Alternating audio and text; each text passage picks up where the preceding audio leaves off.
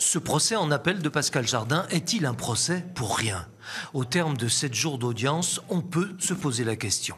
En première instance, M. Jardin était condamné à la perpétuité avec une peine de sûreté de 20 ans pour le meurtre et le viol de Christelle Blétry.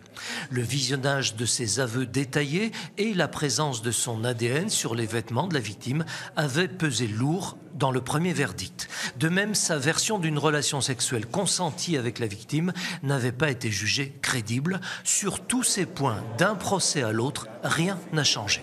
On s'attendait peut-être à des aveux, on s'attendait à des explications, et puis il reste enfermé dans une version impossible, incroyable. Tout le monde vient lui dire que ça n'est pas possible, son ex-femme, les experts psychiatres, les experts psychologues, tous ceux qui connaissent Christelle disent que ce que raconte Pascal Jardin, ça n'est pas possible.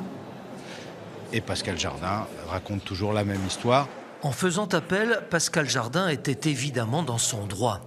Mais si ce second procès n'apporte rien, en revanche, il constitue une nouvelle épreuve pour les proches de Christelle. C'est pour la famille terrible, lui faire revivre ça, elle le ressent comme une profonde douleur.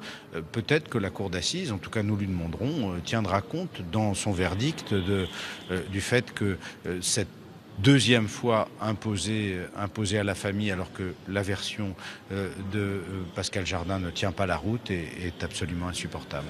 Il y a pourtant une différence entre les deux procès. En janvier 2017, les défenseurs de Pascal Jardin avaient semblé tétanisés par l'ampleur de la tâche. Aujourd'hui, maître Nicole et Varlet se montrent plus pugnaces, mais ils sont tout aussi démunis.